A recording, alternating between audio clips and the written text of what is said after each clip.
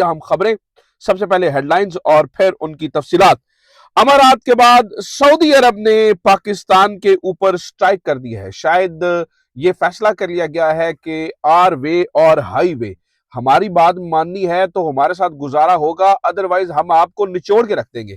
शायद हमारे ब्रादर मुस्लिम ममालिक ने, जिनके सांस से सांस, जिनके दम से दम हम भरते हैं, उन्होंने हमारी पीठ में छुरा घोंपने का इरादा कर लिया है। ये सऊदी स्ट्राइक क्या है और ये अब हमारे ब्रादर मुस्लिम ममालिक हमारे साथ या हमारे दोस्त हमारे साथ क्या करने वाले हैं, ये मैं आज की वीडियो में आपको बताऊंगा। ईरान जो जंग है ये कुछ ना कुछ करवा के रहेगी, खास तौर पर ये कुछ इससे जो है ना वो कोई अच्छी चीजें नहीं निकल कर बाहर आएंगी। तो इसके ऊपर कुछ तफसीलन बात करते हैं। इसके अलावा नाज़रीन, अभी बहुत बड़ी खबर ईरान से मौसूल हुई है। पता चला है कि ईरान ने एक F-15 जहाज मार गिराया है अमेरिका का, और इस वक्त एक ऑपरेशन चल रहा है, अमेरिकन ऑपरेशन ईरान के अंदर, जिसमें वो अपना पायलट ढूंढने की बात कर रहे हैं, कोशिश कर रहे हैं। बड़े लो एल्टीट्यूड के ऊपर उनके त्यारे उड़ रहे हैं ताकि ईरानी रडारों से बचा जा सके। और इस वक्त ईरान ने भी बड़ा ऐलान कर दिया है। उन्होंने कहा है कि जो भी बंदा इस ईरानी पायलट को, यानी ये अमरीकी पायलट को ईरान के अंदर जिंदा या मुर्दा गिरफ्तार करेगा, उसको बड़ा इनाम दिया जाएगा। कुछ सोर्सेज ये भी दावा कर रहे हैं कि भाई वो पायलट गिरफ्तार हो चुका है और ईरान ने उसको गिरफ्तार कर लिया है। तो इस वक्त उसकी क्या सूरत हाल है, क्या अपडेट है, इसके ऊपर भी कुछ चीजें और कुछ तफसीलात मैं आपके सामने रखूंगा। आज फ्रांस ने नाज़रीन एक बार फिर से मुंह तोड़ जवाब दिया है अमेरिका को। शायद एमनल मैक्रोन ने यह फैसला कर लिया है कि अगर आप मेरी बेइज्जती जो है वो सेंटर स्टेज पे करेंगे, अगर आप मेरी बेइज्जती करने की कोशिश करेंगे, तो हम भी आपको मुंह तोड़ जवाब देंगे। उन्होंने एक बहुत बड़ा फैसला किया है और वो दुनिया के सामने रखा भी है। कुछ चीजें उन्होंने कही हैं, वो भी मैं आपके सामने रखूंगा। और स्ट्रेट ऑफ हार्मुज के हवाले से डोनाल्ड ट्रंप ने एक बड़ा अजीबोगरीब ऐलान कर दिया है। स्ट्रेट ऑफ हार्मुज को खुलवाने की अब बात एक बार फिर से वो करते हुए नजर आ रहे हैं। इसके ऊपर भी कुछ बात। और बजट में $73 बिलियन आम public tax payer, American tax payer का पैसा वो जंग में झोंकने के लिए जा रहे हैं। इसकी भी जो है वो तैयारी कर ली गई है। तो काफी सारी खबरें हैं। सबसे पहले सबसे इंपॉर्टेंट खबर और आज की सबसे बड़ी खबर, जो पाकिस्तान के ऊपर हमारे जो दोस्त मुल्क स्ट्राइक कर रहे हैं, उसके ऊपर बात करेंगे। कल आपको ये पता है कि मैंने आपके सामने खबर रखी थी कि $2 बिलियन जो कि अमारात ने हमें दिए हुए हैं, पाकिस्तान जो है वो उनको वापस करने जा रहा है। उसकी वजह यह है कि पाकिस्तान अपनी सॉवरेनिटी के ऊपर, पाकिस्तान अपनी क्रेडिबिलिटी के ऊपर, पाकिस्तान अपनी एक अलग पहचान के ऊपर कोई सवाल नहीं उठा सकता। इनकी कोशिश ये है कि भाई हमारी बात माने, हमारे हिसाब से चले, हम जो कहें। भाई यही बात इमरान खान हमेशा से करता रहा है। फिर मैं बात करता हूँ, फिर इनको बुरी लगती है। भाई वो यही तो कहता था कि हम तुम्हारे दोस्त हैं, गुलाम नहीं है। हम कोई गुलाम है ये जरी जो तुम्हारी बात इस तरह से मान के चले? हम आपके दोस्त हैं, हम आपके साथ भाई हैं। लेकिन हमें भाई समझा नहीं जाता है ना, हमें ये समझा जाता है जैसे किराए का गुंडा होता है कि भाई जिसको कहें उसको चार को सुन्ने मरवा दें। तो ऐसा नहीं है। पाकिस्तान की एक अलग पहचान है। आपको पाकिस्तान के बारे में नजरिया बदलना होगा। हमारे हुक्मरानों ने जो पाकिस्तान का एक इमेज खराब कर दिया है, उसको बदलना पड़ेगा। अब हमारा ने कहा जी नहीं ठीक है, हमारे हिसाब से नहीं चलना, तो ठीक है $2 बिलियन वापस दो, और हमें $2 बिलियन जो है वो हम उनको वापस दे रहे हैं। अब अगली कहानी सुने जो आपको मजीद परेशान कर देगी। The daily CPEC account ने इसको लिखा और बहुत सारे और क्रेडिबल अकाउंट ने इसको रिपोस्ट भी कर रहे हैं और इसके ऊपर कोट ट्वीट भी कर रहे हैं। वो कह रहे हैं आफ्टर चाइना, अच्छा पहले अमारात, उसके बाद चाइना और उसके बाद Saudi Arabia also seeks $6.3 billion repayment from Pakistan on earlier loans. जो $6.3 बिलियन, जो हम कहते हैं ना हमारे पास फॉरेन रिजर्व्स पड़े हैं। ऑब्वियसली आपको याद होगा जब पाकिस्तान के पास बचा कुछ नहीं था, तो हमने दोस्त मुल्कों से पैसे उधार लेकर हमने ये कहा था कि भाई हम अपने फॉरेन रिजर्व में सिर्फ रखना चाहते हैं ताकि हम जो है वो डिफॉल्ट ना हो, हम सिर्फ ये शो करना चाहते हैं। लेकिन अब हुआ ये है कि वो अपने पैसे वापस मांग रहे हैं और $6.3 बिलियन अगले कह रहे हैं आप हमें वापस दें। भाई $2 बिलियन अमारात को दे देंगे, सऊदी की बात नहीं मानेंगे। सऊदी इस वक्त, हम सऊदी के साथ बहुत ही एक अजीबोगरीब मामले के अंदर है। सऊदीया ये चाहता है कि हम डिफेंस पैक्ट को जो है वो एक्टिवेट कर दें। वो डिफेंस पैक्ट जो हमने बहुत जल्दी में किया, और हमें पता नहीं क्या इतनी जरूरत थी उस वक्त इतनी जल्दी जल्दी में डिफेंस पैक्ट करने की। हमें माजरत के साथ नाज़रीन, शायद पाकिस्तानी हुक्मरानों को लगा होगा, मौजूदा हमारे रजीम को लगा होगा कि शायद ये वो सेहूनी मुल्क के खिलाफ हमारे साथ जो है वो पैक्ट करना चाह रहे हैं। कल को कुछ सेहूनी मुल्क जो है वो अगर सऊदी अरब पर हमला कर दे तो हम वहां पर जाके उनको डिफेंड कर सके। लेकिन यहाँ पर हिसाब बिल्कुल मुख्तलिफ हुआ है। शायद पहले दिन से इरादा ये था, अमेरिका ने इसलिए तो रेजिस्ट नहीं किया था इस मुआहदे के ऊपर। पहले दिन से शायद इरादा ये था कि जब मामलात खराब होंगे, ईरान की सऊदी से खराब होगी, तो पाकिस्तान एक हथियार के तौर पर काम आएगा, पाकिस्तान एक बाजू के तौर पर काम आएगा, पाकिस्तान एक ताकतवर अलाय के तौर पर काम आएगा ईरान को काउंटर करने के लिए। तो शायद वो मुआहदा हुआ ही ईरान को काउंटर करने के लिए था। अब पाकिस्तान जो है वो ऑब्वियसली अपने स्ट्रैटेजिक मफादात को देख रहा है। अगर पाकिस्तान ईरान के खिलाफ जाता है तो पाकिस्तान की जो एग्जिस्टेंस है ऑब्वियसली खुदा ना खास्ता उसको खतरा महसूस होता है, क्योंकि हमारा एक बहुत लंबा बॉर्डर जो है वो आपको पता है ईरान के साथ भी है। और वहां से जिस तरह से आपको पता है कि बलूचिस्तान के अंदर इंसर्जेंसी और ये सारी चीजें की जाती हैं, अगर ईरान चाहे और अगर ईरान चीजों को इस तरह से लेकर चलता है तो हमारे यहाँ पाकिस्तान में काम बड़ा खराब हो सकता है। तो हम एक बड़ा न्यूट्रल स्टांस लेके चल रहे हैं, हम एक बड़ा यानी संभल के चल रहे हैं। ये बात अब हमारे दोस्त सऊदिया को समझ में नहीं आती है।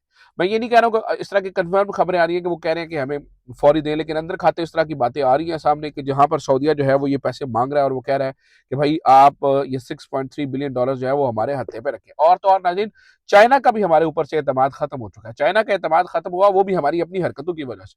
मौजूदा रजीम अंधाधुंध हमारे प्राइम मिनिस्टर जो है वो आपको पता है किस तरह से, अब मैं क्या ही लफ्ज़ इस्तेमाल करूँ कि वो जिस तरह से वो नीचे झुके हुए थे और वो यानी कि बेजा तारीफ़ें डोनाल्ड ट्रंप की भी और ये सारी चीज़ें। तो जो कुछ उन्होंने किया, चाइना भी जो है वो थोड़ा-सा तपा हुआ है और चाइना भी ये कह रहा है कि ये भई ये कोई तरीक़ाकार दुरुस्त नहीं है। तो हमने अपने ताल्लुकात चाइना से ख़राब कर लिए, हमने अपने ताल्लुकात यानी ख़राब से मुराद है कि वो जो एक कॉन्फिडेंस वाला, एक बराबरी वाला एक बड़ा ज़बरदस्त ताल्लुक था उसको हमने कॉम्प्रोमाइज़ किया। हमने सऊदीज़ के साथ डिफेंस पैक्ट किया, लेकिन उसका नतीजा हमें क्या भुगतना पड़ रहा आपको वो आपके सामने ही है। और भी दूसरे मुल्कों के साथ हमने इसी तरह से किया। तो दोस्त मुल्क अब शायद हम पर उस तरह से एतबार नहीं करते। पिछले कुछ अर्सा पहले से दोस्त मुल्कों को शायद लगना शुरू हो गया कि ये हम दोबारा से अमेरिकन ब्लॉक को प्रेफर कर रहे हैं और हम उसी तरफ जा रहे हैं। बहरहाल ये सब वहाँ पे जो है वो हो रहा है। अच्छा नाज़रीन, एक तरफ ये चीज़ें तो चली जा रही हैं, दूसरी तरफ एक बहुत बड़ी खबर आज ईरान से मौसूल हुई है। ये बहुत ही बड़ी खबर है। पता ये चला है कि एक F-15 को मार गिराया है ईरान के मिसाइलों ने और रडार्स ने। अब नाज़रीन, आप ये ज़हन में रखिएगा, आप ये याद रखिएगा, पिछले लंबे अरसे से एक किस्म की पट्टी पढ़ाई जा रही है पूरी दुनिया को कि ईरान का जो डिफेंस सिस्टम है वो इन्ना लिल्लाहि व इन्ना इलैहि राजिऊन हो चुका है। माफ़ कीजिएगा, उसकी कहानी खत्म हो चुकी है। अब वो किसी काम का नहीं रहा, वो कारीगर यानी वो सही तरीके से अपने अहदाफ को निशाना नहीं बना सकता। और ये कहा गया कि ईरान की फ़ज़ाओं के ऊपर सिर्फ़ और सिर्फ़ हमारा राज है। लेकिन यके बाद दीगरे बहुत सारे वाक़यात ऐसे हुए हैं जिन्होंने अचानक जो है वो इस पूरी की पूरी सोच को बदल दिया है। इससे पहले F-35 का मारा जाना, उसके बाद ये F-15 पहले और अब दूसरा ये F-15 का ये वाक़या हुआ है। और ये वाक़या तो नाज़रीन इसलिए ज़्यादा विज़िबल हो गया, पहले आप ना माने भई नहीं ऐसा कोई चक्कर नहीं है, क्योंकि उनका एक पायलट इजेक्ट कर गया है वहाँ से। और ईरानियंस को पता है ये कि भाई वो पायलट इजेक्ट किया हुआ है। तो ईरानियन ने क्या किया, उन्होंने नाज़रीन दुनिया के सामने ये सबूत रखना शुरू कर दिए। मिसाल के तौर पर ये मैं आपके सामने रखता हूँ। An account claiming to be the IRGC intelligence posted an image of what appears to be an ejection seat possibly reassembling the ACES-2 united in US F-15E jets through though unconfirmed. तो उन्होंने ejecting सीटें जो जो बिल्कुल identical हैं F-15 के तैयारों की सीटों के हवाले से, वो उन्होंने तस्वीरें जारी कर दी हैं, भई हमें ये मिली है। इसके अलावा हम ये देख रहे हैं कि ईरान की फ़िज़ाओं में आज बिल्कुल कुछ चीज़ें मुख्तलिफ हो रही हैं। और वो मुख्तलिफ ये हो रही हैं कि बड़े लो एल्टीट्यूड के ऊपर आके C-130 हर्कुलिस देखा गया। इसके अलावा हेलीकॉप्टर्स देखे गए, हेलीकॉप्टर्स के रिफ्यूलर्स जो है वो वहाँ पर देखे गए। तो इसके ऊपर नाज़रीन ये क्या कहा गया है, इसके ऊपर बताया गया है कि भई वो सर्च ऑपरेशन कर रहे हैं। लेकिन लोकल ईरानियन टीवी ने कहा anyone who captures the US pilot alive will receive a valuable reward. जो भी कोई शख्स अमरीकी पायलट को जिंदा गिरफ्तार करवाएगा या मदद करेगा उसको एक बहुत बड़ा इनाम दिया जाएगा। ईरान ने नाज़रीन ये दावा कर दिया। ये मेरे ख्याल से अभिनंदन पार्ट 2 एक मूवी करने की यानी गेम करने की कोशिश कर रहे हैं। जैसे अभिनंदन के साथ हुआ था, एक बहुत साइकोलॉजिकल इम्पैक्ट पड़ता है अगर आपके पास किसी का पायलट जिंदा गिरफ्तार होना, तो दूसरी फौज के ऊपर बड़ा ही एक आप यूँ समझ लीजिए कि एक साइकोलॉजिकल एक बहुत बड़ा इम्पैक्ट इसका होता है और काफ़ी ज़्यादा उनको जो है वो फ़र्क पड़ता है। तो वो नाज़रीन ये फ़र्क जो है वो उसी को डालने के लिए ये उस अमेरिकन पायलट को ज़िंदा गिरफ्तार करने की कोशिश करें ताकि वो इनको या मॉक करे या खैर सगाली की तरफ वापस कर दें या दुनिया के उस पायलट से प्रेस कॉन्फ्रेंस करवा दें और वो बता दें कि मैं वहाँ पे यहाँ पे था, ये हुआ, ये दिस दैट। तो कुछ इसी किस्म का इरादा जो है वो ईरान किया हुआ है, इसलिए वो कह रहे हैं कि भाई इस पायलट को जो है वो ज़िंदा गिरफ्तार करना बड़ा ज़रूरी है और इसके लिए चीज़ें जो है ना वो एक बड़ा इनाम भी रखने के लिए तैयार है। अगली खबर सुने नाज़रीन, स्ट्रेट ऑफ हार्मुज़ एक बार फिर से डोनाल्ड ट्रंप खुलवाने की बात कर रहे हैं। अच्छा, डोनाल्ड ट्रंप मुझे लगता है एक खास स्ट्रैटेजी के ऊपर अमल करते हैं और वो स्ट्रैटेजी ये है कि जानबूझकर अपनी बातों के खिलाफ बयानात दो, अपनी बातों को कॉन्ट्राडिक्ट करते हुए बयानात दो। इससे आपका ओपोनेंट जो है वो इस कन्फ्यूजन में ही रहेगा कि इस बंदे की सोच क्या है। गो कि इससे आप कुछ वक्ती तौर पे तो फ़ायदा हासिल कर लेते हैं, लेकिन नाज़रीन ये अल्टीमेटली एक अगर आप मुझसे पूछें तो मैं ये कहता हूँ कि इसका अल्टीमेटली जो है वो नुकसान होता है। आप वो बहुत क्रेडिबल नहीं रहते हैं, अगर आप इस तरह से स्टेटमेंट्स जो है वो तब्दील करते हैं। बहरहाल इसी तरह की स्टेटमेंट आज डोनाल्ड ट्रंप ने एक बार फिर से दी है। डोनाल्ड ट्रंप क्या कहते हैं? With a little more time, we can easily open the Hormuz Strait, takes the oil and makes a fortune, a gusher for the world.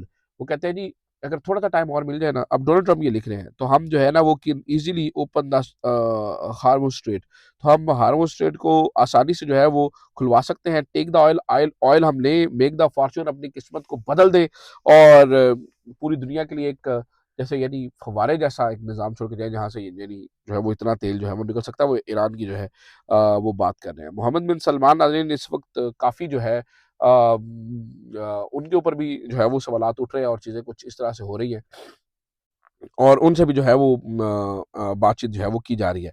अच्छा अगली खबर सुनिए नाज़रीन, फ्रांस भी इस पूरे मामले के अंदर एक स्टांस लेता हुआ जो है वो नज़र आ रहा है। अब देखते हैं कि वो पायलट पकड़ा जाता है या नहीं पकड़ा जाता और जो डोनाल्ड ट्रंप है वो स्ट्रेट ऑफ हार्मज़ खुलवा पाता है या नहीं खुलवा पाते हैं। लेकिन इस पूरे मामले के ऊपर फ्रांस का एक स्टांस जो है वो आज भी सामने आ गया। इससे पहले भी मैक्रोन ने कुछ बातें की थी लेकिन आज खुलकर स्टांस जो है वो सामने आया है। वो कहते हैं जी Iran is a very bad regime, no discussion about that. Iran बड़ा ही गंदा regime है, इसके अंदर कोई शक नहीं है। I disagree with them on lot of topics, मेरा उनके साथ बहुत सारी बातों पे डिसएग्रीमेंट है, but I do not believe that we will fix the situation just bombing by military operation. तो जो मिलिट्री ऑपरेशन के जरिए यानी ये बॉम्बिंग की जाएगी, ये सब कुछ किया जाएगा, ये कोई मामला को फिक्स नहीं करेगा डोनाल्ड ट्रंप के लिए। अब ये डोनाल्ड ट्रंप के जो है ना वो बहुत करीबी साथी, बहुत ही करीबी साथी जो है वो मैक्रोन, जो उनको मैं समझा जाता है जो बहुत बड़े करीबी अलाय हैं नेटो के अंदर। अब ये और तो और ईरान छोड़िए नाज़रीन, ये इन्होंने मैक्रोन की बड़ी नकलें जो है वो उतारी हैं। ठीक है? अच्छा कहते हैं but I do not believe that this will fix the situation. Look at what happened with this type of operation in Iraq, Afghanistan, in Libya, we never delivered, never even 20 years after. तो वो कहते हैं देखिए क्या हुआ Iraq में, Libya में, उन सारी जगहों के ऊपर हमने यहाँ से जो है ना वो निकाल तो दिया ताकतवरों को, लेकिन ऑब्वियसली उसके बाद वो मुल्क जो है वो खड़े नहीं हो सके। ये कोई और बात नहीं कर रहा नाज़रीन, ये फ्रांस के सदर मैक्रोन बात कर रहे हैं और उनकी बात के अंदर जो है वो आपको पता है कि एक जो है वो वज़न होता है। वो जो भी बात कर रहे थे उसके अंदर कोई ना कोई बात तो इस तरह से होती ही है। अच्छा नाज़रीन मैं आपको ज़रा ये एक और ख़बर देता जाऊँ। मैंने आपको बताया था कि जो इस वक़्त बजट के हवाले से जो है ना वो भी बातचीत हो रही है और बजट के हवाले से काफ़ी सारी चीज़ें जो हैं वो हो रही हैं। तो इसके अंदर पता चला है कि जो नया बजट पेश हो रहा है ईरान का, उसके अंदर 73 जो 73 बिलियन डॉलर्स हैं, वो आम लोगों के कट करके नाज़रीन बताया जा रहा है कि जंग को जो है वो दिए जा रहे हैं। इसलिए मैं कहता हूँ जंगें जो हैं वो खा जाती हैं अमन को और जंगें खा जाती हैं सुकून को और पब्लिक मनी को, और ये ऐसे ही होता है जैसे आपने जो है वो कागज़ों को आग लगाई हुई है, इसी तरह से जो है वो बिलियंस ऑफ डॉलर्स जो है वो जल जाते हैं। कल रात भी डोनाल्ड ट्रंप की तकरीर के बाद नाज़रीन मैं आपको बता दूँ तो हुआ ये था कि स्टॉक मार्केट जो है वो क्रैश कर गई थी, क्योंकि उस वक़्त तो नहीं की थी, उस वक़्त तो बंद थी, लेकिन सुबह उठते ही आप देखें क्या हाल हुआ, लोगों के कितने नुकसानात हो रहे हैं। ऑब्वियसली बात ये है कि पिछली तकरीर के अंदर लोगों को ये लगता था कि डोनाल्ड ट्रंप जो है वो आज कम से कम सीज़ फायर का ऐलान कर देंगे और बात खत्म हो जाएगी, लेकिन उन्होंने सीज़ फायर का ऐलान किया नहीं, बल्कि उल्टा उन्होंने जंग जारी रखने की बात की। तो इससे ये नज़र में आता है कि वो जो है वो बड़ा सीरियसली चीज़ों को जो है वो देख और सोच रहे हैं। उम्मीद करता हूँ नाज़रीन ये वीडियो आपके लिए बड़ी ही इन्फॉर्मेटिव होगी। अपना ख़्याल रखिए। खुदा हाफ़िज़। पाकिस्तान।